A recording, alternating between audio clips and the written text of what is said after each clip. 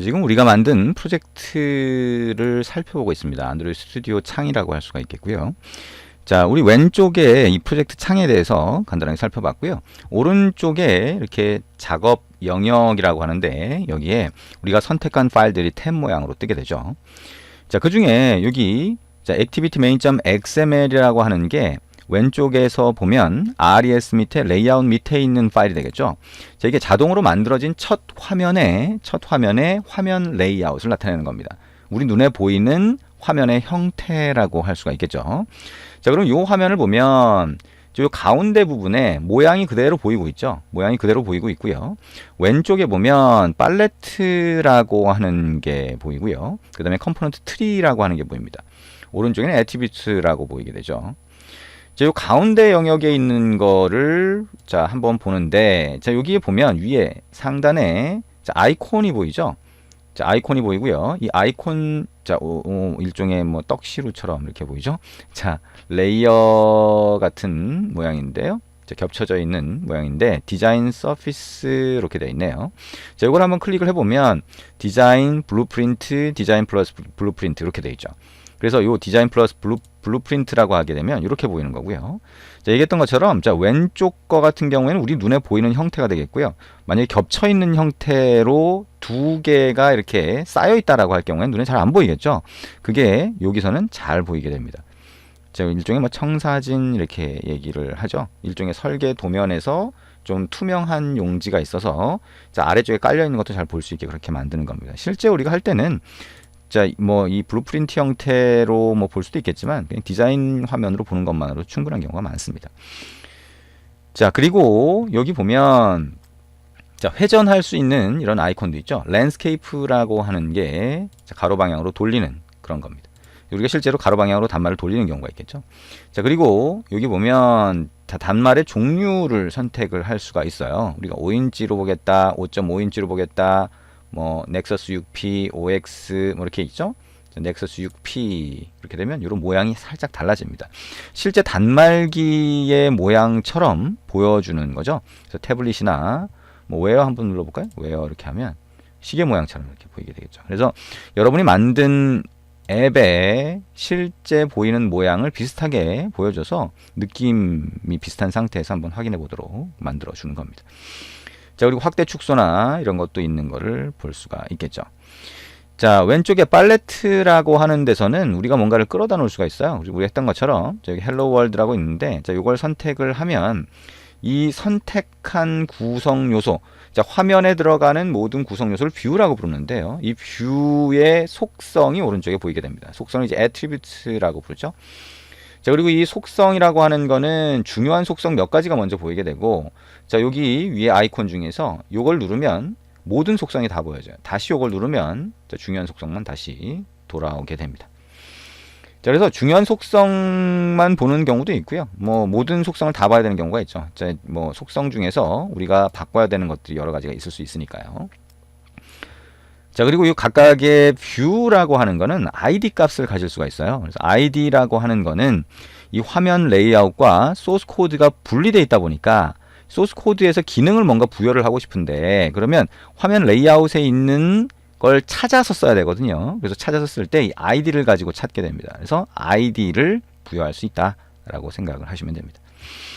자, 왼쪽에 팔레트라고 하는 영역은 우리가 버튼이라든가 이미지 뷰, 텍스트 뷰 뭐 이런 것들 화면에 넣을 수 있는 것들이 여기 쭉 있어요. 이렇게 있어서 이걸 끌어다 놓기만 하면 화면으로 들어가게 되는 거죠. 그래서 아, 왼쪽에 팔레트에서 뭔가 끌어다 놓을 수가 있구나.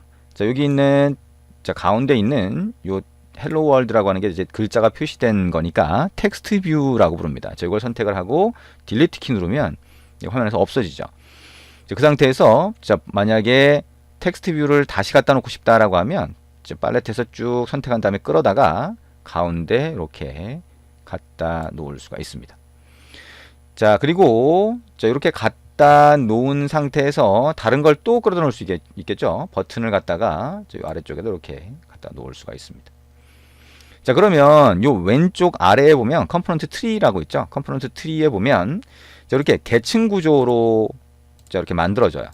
계층 구조로 만들어지는 것을 볼 수가 있습니다. 그래서 이 화면 전체를 나타내는 게 가장 상위에 있어요. 그래서 최상위 레이아웃 또는 최상위 뷰 이렇게 부를 수가 있고요. 화면 전체를 나타내는 게 가장 위에 있고 그 안에 지금 텍스트 뷰라고 하는 거 하나 하고 버튼이라고 하는 게 하나가 들어가 있다. 그리고 우리가 끌어다 놓으면 자동으로 여기 ID 값이 부여가 돼요. 그래서 ID는 시작하는 글자가 소문자로 되어 있죠. 자동으로 이렇게 소문자로 붙게 되고요. 버튼을 만약에 두 개를 갖다 놓는다라고 하게 되면 두 번째 버튼도 ID가 붙을 텐데 버튼이라고 하면 아이디가 똑같아지잖아요. 아이디는 고유한 값이어야 되거든요. 그래서 저기 보면 버튼 2라고 다른 이름을 붙여주는 걸 볼 수가 있습니다. 그래서 이 세 개가 전부 다 아이디 값인데요. 아이디가 다 다른 값으로 표시가 된 거를 알 수가 있는 거죠. 자, 그래서 컴포넌트 트리라고 하는 거는 이 화면에 보이는 건 그냥 눈에 보이는 모양이고요. 그거를 계층적으로 해서 좀 더 자세하게 볼 수 있도록 만들어 줍니다. 그리고 팔레트에서 끌어다 놓을 때 여기 이 화면에 끌어다 놓을 수도 있고요. 컴포넌트 트리 쪽으로 갖다 끌어다 놓을 수도 있습니다. 그러면 우리 상위의 레이아웃이라고 하는 거 안에다가 얘가 들어가겠죠. 그래서 버튼 2 밑에 이렇게 추가되도록 만들 수가 있습니다. 이렇게 되겠죠. 자, 근데 대신 이 화면에서는 왼쪽 상단에 가서 붙는 거를 볼 수가 있습니다. 자, 우리가 이 레이아웃이라고 하는 거는, 자, 이 레이아웃이라고 하는 게 결국에는 화면이 보이는 모양을 결정해 주거든요. 그래서 이 레이아웃에 대해서는 많은 시간 동안 우리가 연습을 해볼 겁니다. 그래서 레이아웃이 어떤 거다라고 하는 거를 충분히 이해를 하셔야, 그래야, 그리고 연습을 충분히 하셔야 화면을 잘 만들 수가 있거든요. 그래서 그거를 우리가 진행을 먼저 하도록 할 겁니다. 그래서 사실은 앱을 만들 때는 이렇게 화면 레이아웃을 만드는 게 우선이에요. 그리고 그 화면 레이아웃을 만든 다음에 그 각각의 것에다가 필요하면 기능을 부여하게 되죠. 그게 자, 소스 코드에서 부여를 하게 되는 겁니다. 메인 액티비티.자바로 가보게 되면 여기 자바 소스 코드가 보이게 됩니다. 자바 프로그래밍 언어를 기존에 안 하셨던 분들은 이걸 보면 굉장히 복잡하게 보이죠. 그리고 여기 보면 이 플러스 기호가 있는데요. 원래는 요게 이제 소스 코드 전체가 됩니다. 근데 여기에 이제 워낙 많은 글자들이 반복해서 들어가다 보니까 요거를 이렇게 줄여 놓을 수도 있게 만들어 놓은 거죠. 이 부분도 줄여 놓을 수 있게 이렇게 만들어 놨습니다. 그러면 땡땡땡 표시가 되죠. 자, 이런 형태로 볼 수가 있고요.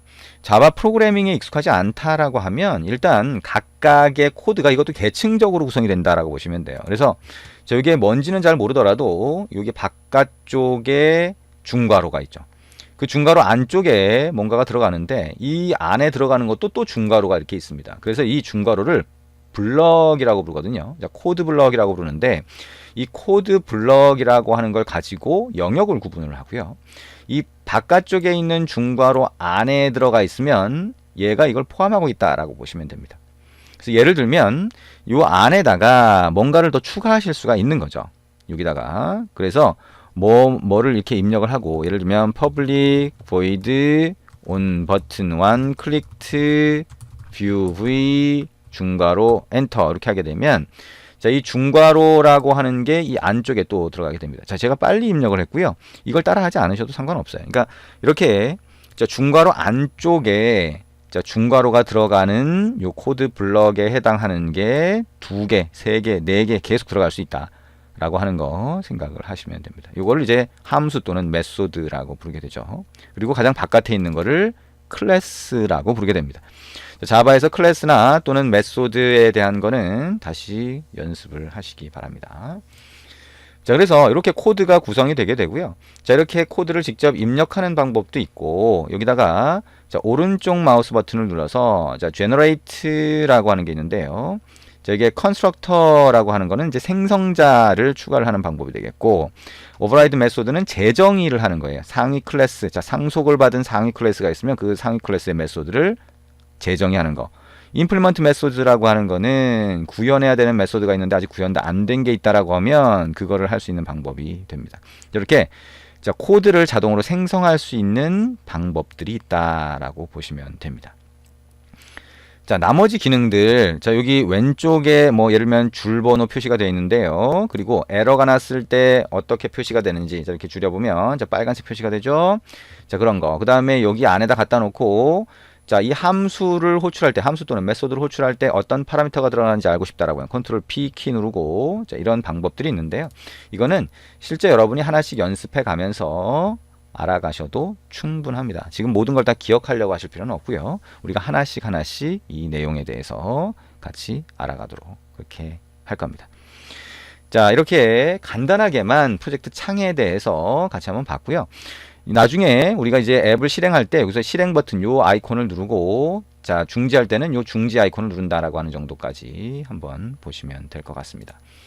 자, 여기까지 봤고요. 이제 자, 둘째 마당 1장의 두 번째 단락으로 넘어가도록 하겠습니다.